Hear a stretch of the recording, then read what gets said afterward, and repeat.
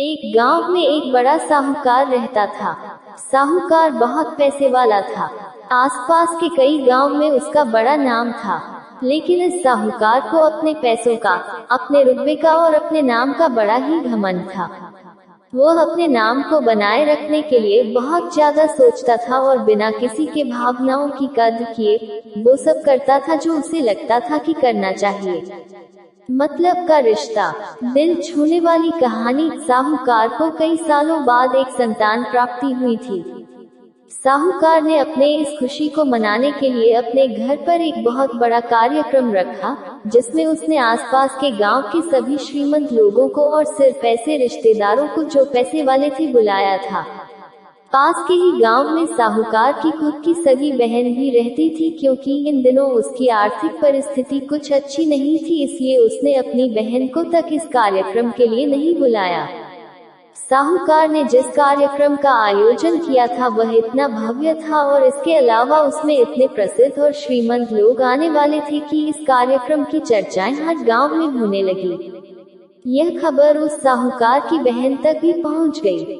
बहन को यह जानकर बहुत ज्यादा खुशी हुई कि इतने सालों बाद उसके भाई को आखिरकार संतान सुख प्राप्त हो ही गया।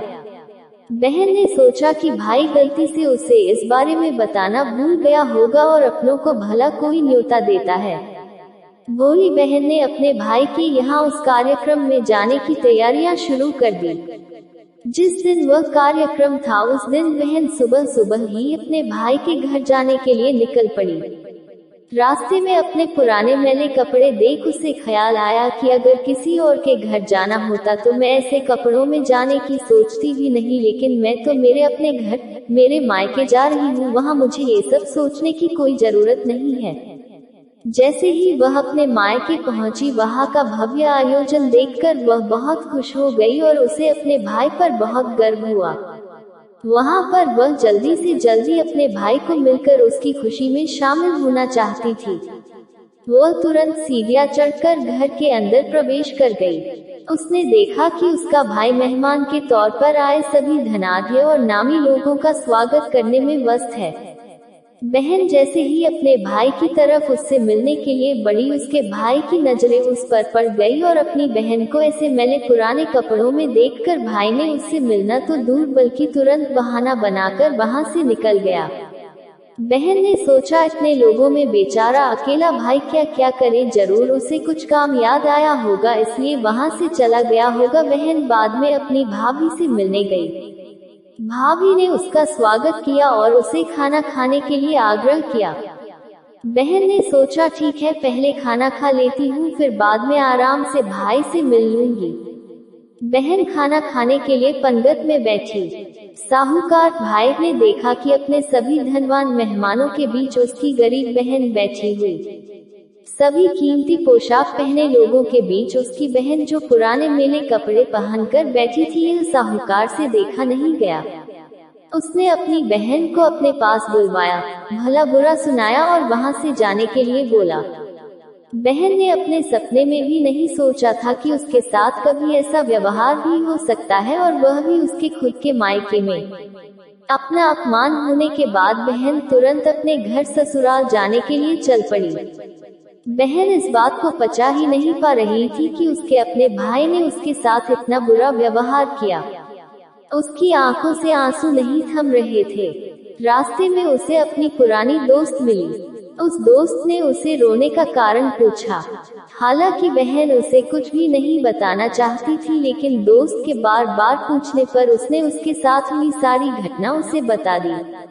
उसकी दोस्त एक समझदार महिला थी और काफी प्रैक्टिकल सोचने वाली थी। उसने कहा, अगर तुम मेरी बात मानो तो एक दिन तुम्हारा भाई खुद तुम्हें अपने यहाँ बुलाएगा और तुमसे माफी मांगेगा। बहन ने उसे कहा कि मैं तुम्हारी हर बात मानूंगी, बताओ मुझे क्या करना होगा। दोस्त ने कहा कि तुम इस अपमान को, इस दुख को एक दिशा दे दो और कोई गृह उद्योग शुरू कर दो। उसमें इतनी मेहनत करो कि उस काम में तुमसे अच्छा कोई भी ना हो। बहन को अपने दोस्त की बात सही लगी। उसने घर पहुंचकर अपने आंसू पोंछकर उसी दिन से एक गृह उद्योग शुरू किया। उसने दिन रात मेहनत की, अपने साथ कई और गांव की महिलाओं को जोड़ा और देखते ही देखते उसका गृह उद्योग चल पड़ा। कुछ ही सालों में आसपास के 50 गांव में उसका नाम और रुतबा काफी बढ़ गया और अब वह पैसों के मामले में अपने भाई से भी ज्यादा बड़ी बन गई। भाई को भी जब यह पता चला कि उसकी बहन इतनी श्रीमंत हो गई है तो उसने सोचा कि एक बार उससे मिलकर आया जाए। वो जब अपने बहन को उसके घर मिलने पहुंचा तो बहन ने उसका किसी राजा महाराजा की तरह स्वागत किया, उसके पसंद खाना खिलाया।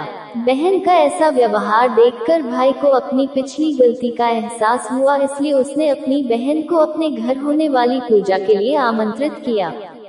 कुछ ही दिनों बाद बहन अपने भाई के यहाँ उस पूजा के लिए पहुँच गई। जैसे ही बहन अपने भाई के घर पहुंची, उसका भाई उसके स्वागत के लिए दरवाजे में ही खड़ा था।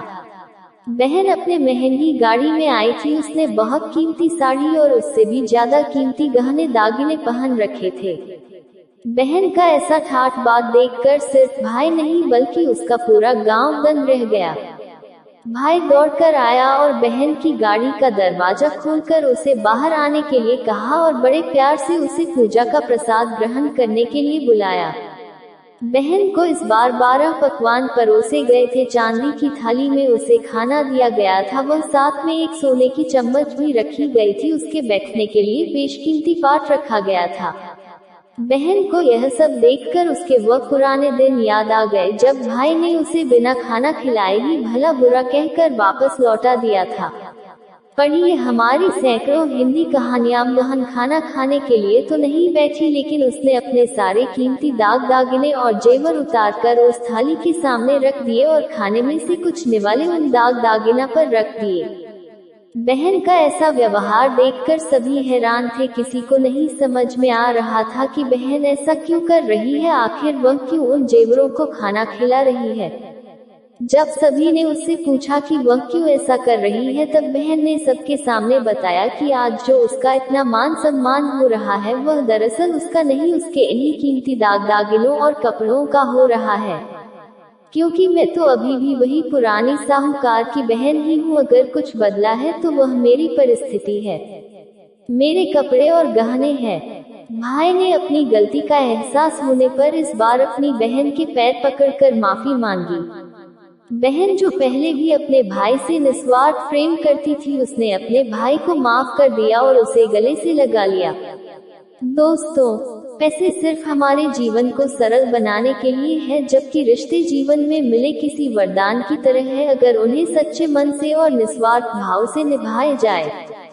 पैसे खर्च हो जाए तो आप बाद में भी कमा सकते हैं, मगर रिश्ते खर्च हो जाए, टूट जाए तो दुनिया का सारा धन भी आपको उन्हें वापस नहीं दिला सकता। दोस्तों, उम्मीद करता हूँ मतलब का रिश्ता, दिल छूने वाली कहानी, हार्ट टचिंग स्टोरी आपके भी दिल को छूने में कामयाब रही होगी।